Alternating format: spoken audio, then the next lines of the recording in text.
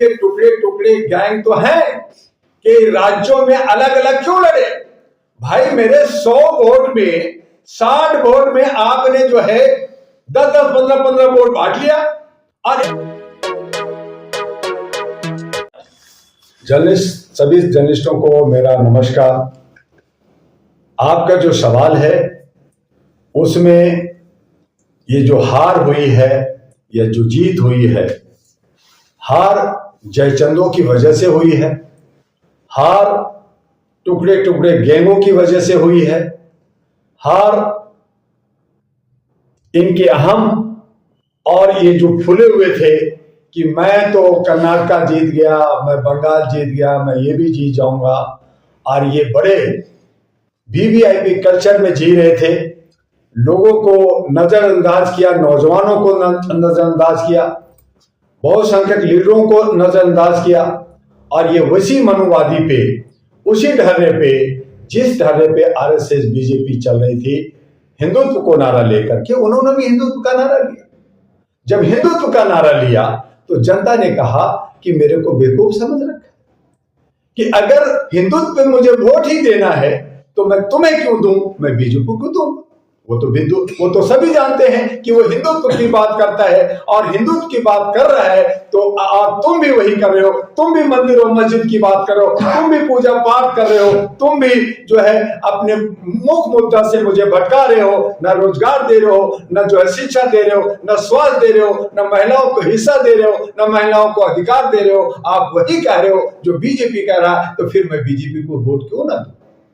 तब लोगों ने मोदी जी पे विश्वास किया। और लोगों, कुछ लोग जो है ईवीएम को दोषी मानते हैं, ईवीएम में छेड़छाड़ का। जब हार जाते हैं तो यही ठिकरा फोड़ते हैं सभी लोग कि जी ईवीएम से ऐसा हो गया। अरे ईवीएम में कोई जो है चिप नहीं होता, कोई ब्लूटूथ नहीं होता। जो बोलते हैं बेवकूफ लोग हैं। मैं भी इलेक्शन लड़ा हूं, मैं भी कह सकता हूं ईवीएम की मशीन चोरी होती है। हाँ, यह सवाल जरूर है कि 19,000 जो ईवीएम गायब है वो मशीन कहां गई, वो मशीनें कहीं बदला तो नहीं गया, ये एक अलग विषय है। लेकिन जो अंतराल से हारे, जिस तरह से कई पार्टियां लड़ रही थी, देखे भारतीय जनता पार्टी की एक वोट मुफ्त होती, वो कटने वाली नहीं होती, लेकिन मायावती जी भी आ गई, अखिलेश जी की पार्टी आ गई और रावण भी उसमें भागीदारी। ये कांग्रेस की वोट कटने की वजह से भारतीय जनता पार्टी जर्नलिस्ट महोदय, हमारे जवाब तो आप खुद ही दे रहे हैं कि आज जो ये टुकड़े टुकड़े गैंग कहा गया जिनको, आज ये कहा कि मैं गठबंधन बनाया हूं इंडिया का, तो गठबंधन बना के लड़ना चाहिए था ना। ये लोग जो है अलग अलग वहां पे जो है, अखिलेश ने कहा मुझे सीट चाहिए, इतना जगह चाहिए। आप जो है ये धोखा देने वाले लोग हैं, कांग्रेस को ही गाली दिया। जब आप गठबंधन में हो, आपने बसपा अलग रहे, आपने आम आदमी पार्टी अलग रहा, आपका ओवैसी, आपका बाकी क्षेत्रीय पार्टी जो बीआरएस है वो राष्ट्रीय पार्टी बनने की सपना देखने लगा, और जबकि वहां जो है कोई अपना राज्यों का विकास नहीं किया, लोगों को दमन और शोषण किया, तो ये क्या जनता बेवकूफ समझ रखा है? जनता की ये हार नहीं है, ये सब टुकड़े टुकड़े गैंगों का। और ये जो जयचंद लोग हैं जो उन्होंने कहा कि मैं टुकड़े टुकड़े लेकर करके मैं जीत जाऊंगा और मैं सत्ता पालूंगा, तब जिनके हिस्से में बड़ा टुकड़ा मिला वो जीत गया। उनका तो अपना बंधा हुआ था, उन्होंने दिन रात काम किया, आपने दिन भर काम नहीं किया। आप जो है कभी देश विदेश जा रहे हैं, वीआईपी कल्चर कर रहे हैं, मीटिंग्स कर रहे हैं, और अंत में कहते हैं मैं जीत जाऊंगा। वो लगातार लगे रहते हैं, एक चुनाव से लेके दूसरे चुनाव तक। आज चुनाव खत्म हुआ है, कल चुनाव खत्म हुआ है, और कल से ये लोकसभा की तैयारी कर रहे हैं और मीटिंग चल रही है। आप जाकर के सो गए। तो इस तरह से जनता को आप बेवकूफ बनाएंगे तो जनता कहेगी कि जो काम करेगा, जो हमारे लिए बात करेगा, जो हमारे बीच में रहेगा, हम उसको जिताएंगे। तो देखा जाए अहम जो किया है उसकी हार हुई है। तो देखा जाए दुआ साहब की ये जो 5 राज्यों के चुनाव में लगभग 3 सीटें बीजेपी जीत चुकी है, चौथी सीट पे अभी जीत हार बाकी है। तो इस मुद्दे को देखते हुए आप 2024 का चुनाव कैसे देखते हैं? देखिए, 3 सीट बीजेपी जीती है, वो अपनी परिश्रम से जीती है। जनता को आपने बेवकूफ बनाया, इसलिए जो उनके 34-35% का वोट का जो बैंक था उनको अपनी तरफ हुआ, जो 60% का वोट था वो जो है टुकड़े टुकड़े गैंगों में बंट गया, और इन्हीं लोगों की गलती की वजह से हुआ है। आज ये समीक्षा करने के लिए बैठ रहे हैं आप जो है 6 जो है दिसंबर को फिर आप गठबंधन की बात कर रहे हैं, फिर वही लोग जो है, वही सब लोग जो है लोंगे लोग इकट्ठे होंगे। तो 2024 में भी आपने इशारा कर दिया है कि आपका जो 35% 37% जिसके पास वोट होगा वो सत्ता में आएगा, और उस तरह से ये जो टुकड़े टुकड़े गैंग है ये लड़ते रहेंगे, एका नहीं दिखाएंगे और अंततोगत्वा बीजेपी की सरकार बनेगी। सर, आप एक राजनेता हैं और आप जिस तरीके से टुकड़े टुकड़े गैंग की बात कर रहे हैं और बसपा, सपा और बीएसआर जैसी पार्टियों को आपने लोमड़ी और जयचंद कहा, क्या आपको शोभा देता है? देखिए, मैं भी एक राष्ट्रीय पार्टी का अध्यक्ष हूं। मैं चाहता हूं कि यहाँ विकास की बात हो, यहाँ पे रोजगार की बात हो, यहाँ पे शिक्षा और स्वास्थ्य और सुरक्षा की बात हो, लेकिन तमाम पार्टियां इन तमाम मुद्दों से हट कर करके ये जो है सिर्फ राम मंदिर और मस्जिद की बात करती है, नफरत की बात करती है। तो उस हालत में इनके बीच में कोई विकल्प नहीं है। 1500 सालों से ये गुलाम रहे हैं। ये जो बहुसंख्यक अपने को कहते हैं कि मैं 85% हूं, लेकिन 85 लोग भी ये अपने लीडर पैदा नहीं कर सकते। ये जो कहते हैं कि मैं ओबीसी 54% हूं, ये 54 अपना लीडर पैदा नहीं कर सकते। तो किस बात का आप ढिंडोरा पीटते हो? आप खाली चंदा 200-500 लेकर के रामलीला ग्राउंड में प्रोग्राम करके बड़े बड़े अधिवेशन कर करके आप जो है लोगों को सिर्फ बेवकूफ बना करके आप जो है खाली जो है संस्था को नाम कमाने के लिए करना चाहते हो।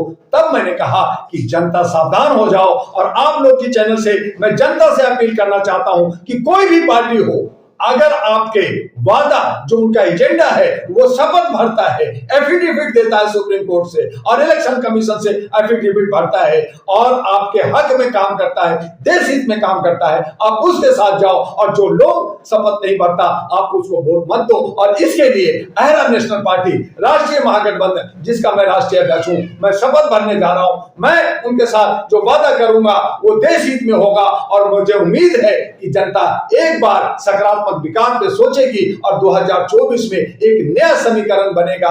बस देखते रहिए, इस पे काम करने की जरूरत है। और आज मैं आपके चैनल से ये भी कहूंगा कि जो इंडिया गठबंधन है, अगर उसमें अच्छे लोग, जयचंद को हटा करके अच्छे लोग मिल करके काम करें और देश हित में काम करें, एक मुद्दा को लेकर के चले, ना नफरत की राजनीति छोड़े। जिस तरह से राहुल गांधी ने कहा मैं इतना 1000 किलोमीटर चला, मैं नॉर्थ इंडिया में भी पैदल चलूंगा, तो खाली पैदल चलने से नहीं, कथनी और करनी में फर्क को समझना होगा। और आप देश हित में नौजवानों को और सच्चे लोगों को लेकर चलना होगा।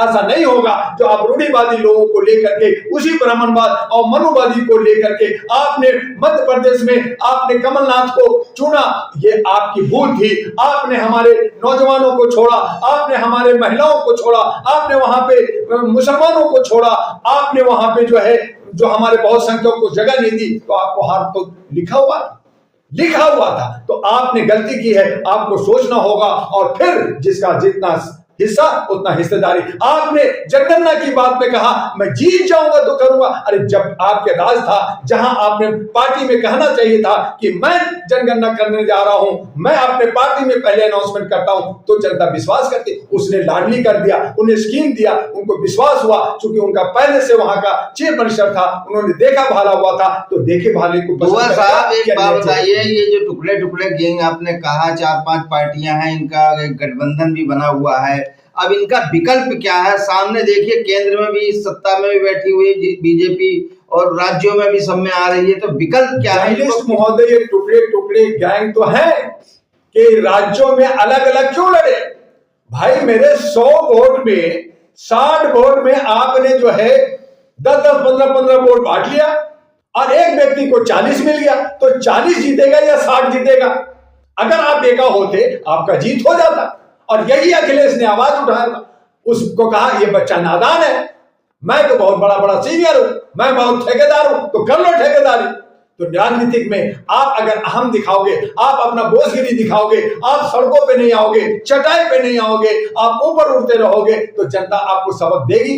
तो यही टुकड़े टुकड़े गैंग है। लेकिन अगर इनमें से जो अच्छे लोग हैं, ऐसा नहीं है कि अच्छे लोग नहीं है, पक्ष में भी और विपक्ष में भी दोनों जगह अच्छे लोग हैं। अच्छे लोग अगर इकट्ठे होकर के राष्ट्र हित में सोचता हो, राष्ट्र के विकास की बात करता हो, मुख्य मुद्दा को लेकर चलता हो, जनता को विश्वास दिलाता हो, तो मुझे यकीन है कि जनता उसे जो है समर्थन करेगी।